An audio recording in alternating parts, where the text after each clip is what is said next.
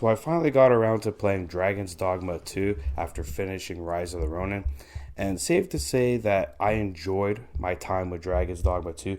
But for every positive that exists in this game, there's a negative that essentially follows with it. It doesn't apply to all of the things, but it does apply to most of it. And that being said, it also needs to be mentioned that I never played the first Dragon's Dogma. I'm a totally new player, and Dragon's Dogma 2 is my first Dragon's Dogma experience. So without further ado, let's get into it. When you fire up Dragon's Dogma 2, you'll have to create your character, and the character creator in Dragon's Dogma 2 is phenomenal. They did give us early access before the game's launch, but I personally never dipped into it. But it is very good. You could choose from one of the presets available to you, or you can customize your character from scratch. Much like other games that have great character creators, so things like Cyberpunk and Baldur's Gate, Dragon's Dogma 2 character creator is phenomenal. There's a lot of permutations to choose from, a lot of things to make your character your own if you don't want to choose from one of the pre-rendered ones. This is also great because it affects the game's pawn system.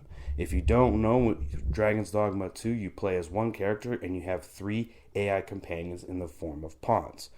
One of these pawns is considered your main pawn, and it is your main pawn because it is the pawn that other players can hire and use in their games, while you, the other 2 pawns that are not your mains, are hired pawns that you use from other players or Capcom's official pawns. Now, what's great about the pawn system is much like the character creator, your main pawn, you create them with the same permutations as you do as your character. So you and your main pawn can be completely individual of anybody else, and you can complete your own creation. This, of course, all ties very well with the pawn system because when other players use your pawn will come back with information that happened in that game. So, for example, if someone used your pawn and found a hidden chest, that pawn will then relay that information back to you if you haven't found that chest, and you can then use them to lead you to that secret chest that they discovered when playing with another player. All of this, of course, ties into the game's customization, and not just in terms of character creator, in terms of vocations. The game has, I believe, 9 or 10 different vocations. Each of these are different playstyles, so one could be an archer, the other one could be a thief, the other one could be a mage, etc., etc. So there's a lot of vocations, a lot of styles, so that you and your party can be set up a certain way. And the good thing about this is there's, I believe, 3 of the vocations are exclusive to players. So a pawn cannot be a trickster, for example. Only the player could be a trickster. And all of this ties into the combat system. The combat system in Dragon's Dogma 2 is also really good for the most part. You know, whether you're using a melee character or archer, combat felt good, moving around the map felt good, the response of the controls were good. Everything felt really, really good with the exception of one thing. Then this is my first negative of Dragon's Dogma 2. My first negative, and it ties into the combat, is no lock-on system. Now, I know people will sit there and say, oh, you got to get good, this and that. It's not about getting good.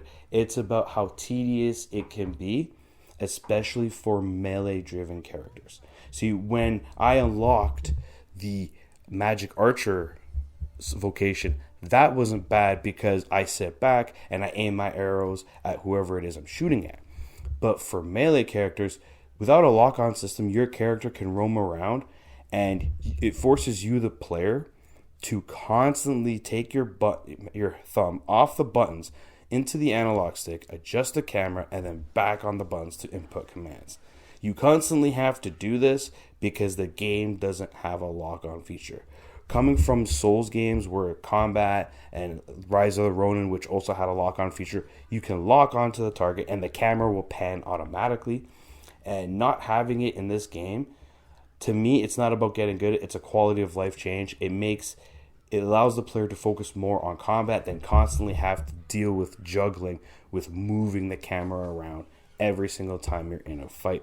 So to me, I wasn't a fan of not having a lock-on system. That being said, though, it doesn't change the fact that Dragon's Dogma 2 has amazing boss battles. It doesn't matter which boss you're fighting. It could be a big old griffin. It could be a cyclops. It could be a dragon. It doesn't matter. Boss battles in this game are epic. The soundtrack that accompanies a boss battle is really good. And it never got old. Fighting bosses never got old for me. And especially since in my playthrough, I did play through 3 different vocations primarily. And the different styles also kept things fresh on how you tackle bosses and enemy encounters.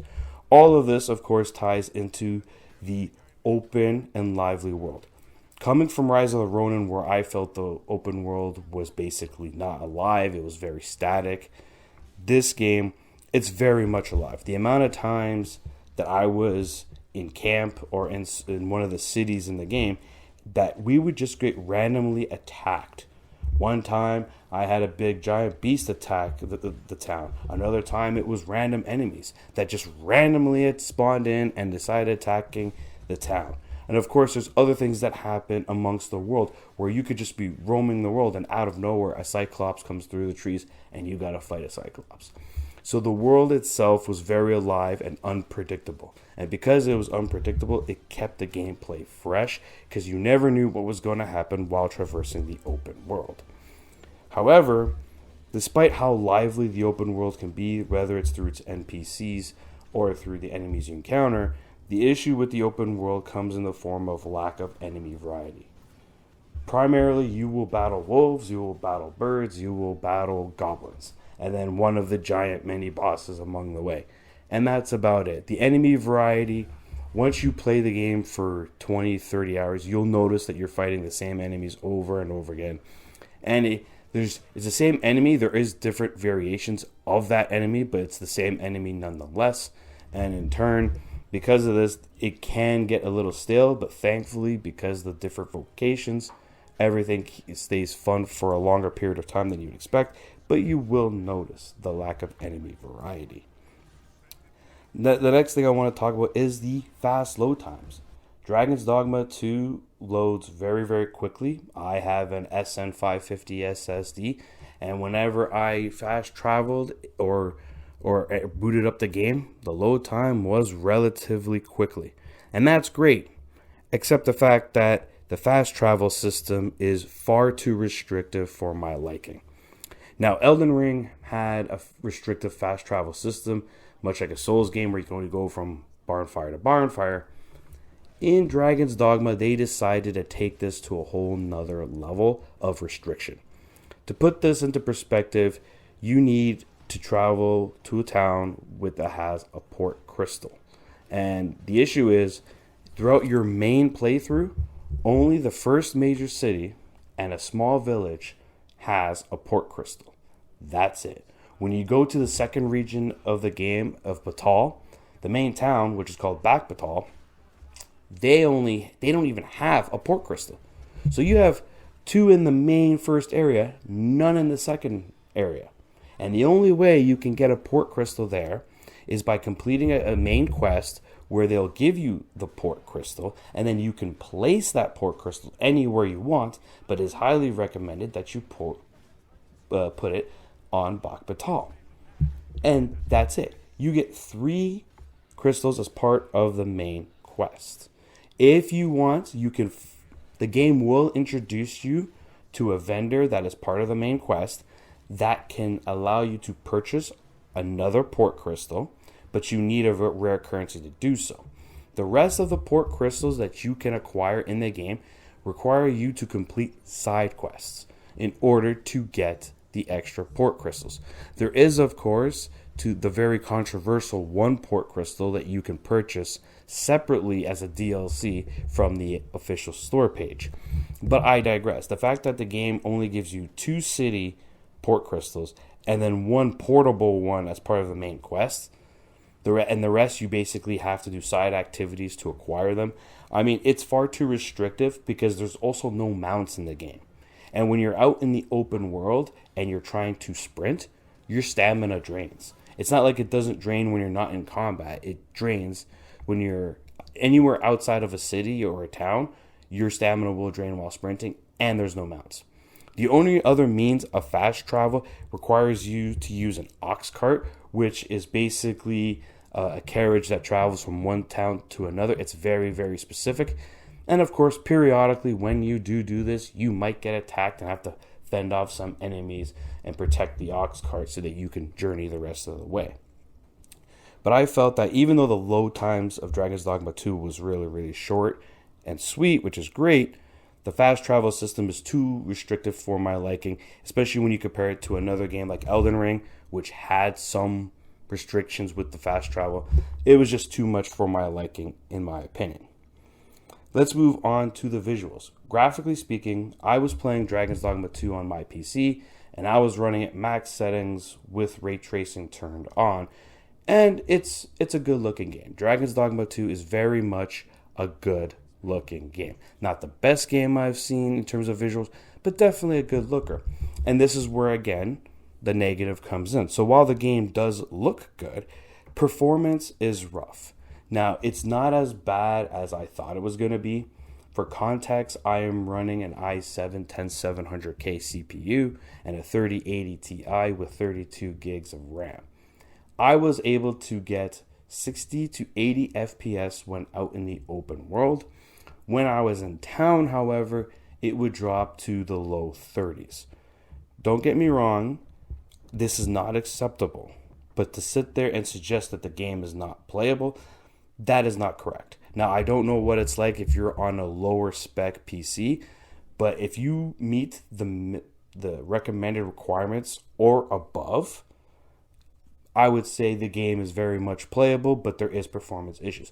If you're on the low end, I would recommend probably not diving in, but I don't know for sure because I don't run on a lower end spec PC, so I don't know how bad the performance would be if you're running the minimum specs. But for me, performance, it was decent, but not necessarily the greatest, because I don't think having your frames drop all the way down to 30 FPS in the town is a good sign when the rest of the world is 60 to 80. So performance was definitely an issue. The last thing I want to touch on comes with the dialogue and storytelling. So dialogue between characters and the voice actors that portray these characters was on point. I think the voice acting was really good. I think the dialogue was really good. However, the overarching narrative story is nothing special. It's probably, for an RPG, probably one of the weaker stories that I've experienced in an RPG before. It's usually not, storytelling is usually one of the stronger suits of RPGs, and in Dragon's Dogma 2's case, it's actually one of the weaker aspects of it. Not to say that it was bad or unenjoyable, it wasn't great. And what makes it worse is the fact that the main story abruptly ends. You'll be playing the game, and next thing you know, poof, you're at the point of no return. It's just like, really? Like, it just ends really, really quickly. And you're just like, wow, and that's it. It's over. Here comes the end game, or here comes the credits, depending on what happens. The only good thing is that the game does feature multiple endings, and depending on how you do and what you do with side quests, depends on how the ending will play out. But the story itself, despite the variety of endings, despite the great voice acting performance, the story itself is nothing special. Overall, I enjoyed my time with Dragon's Dogma 2. I do think if you're on a good spec PC, you should definitely play this game. If you're on console and you're okay with 30 FPS, again, I would recommend playing this game. I think the game is a blast. When I couldn't put it down, and I enjoyed the gameplay a lot, it's just every aspect that's good about this game. There's just something nagging about the aspects that are good. That's just like, oh, if only you had this not here, it would have been perfect, etc. But nothing really tarnished my experience. I still recommend Dragon's Dogma 2 to players of good PCs or console players who are okay with 30 FPS. Overall, I'm giving Dragon's Dogma 2 an 8.5 out of 10. This is Veteran Gamer, and I hope to see you guys next time.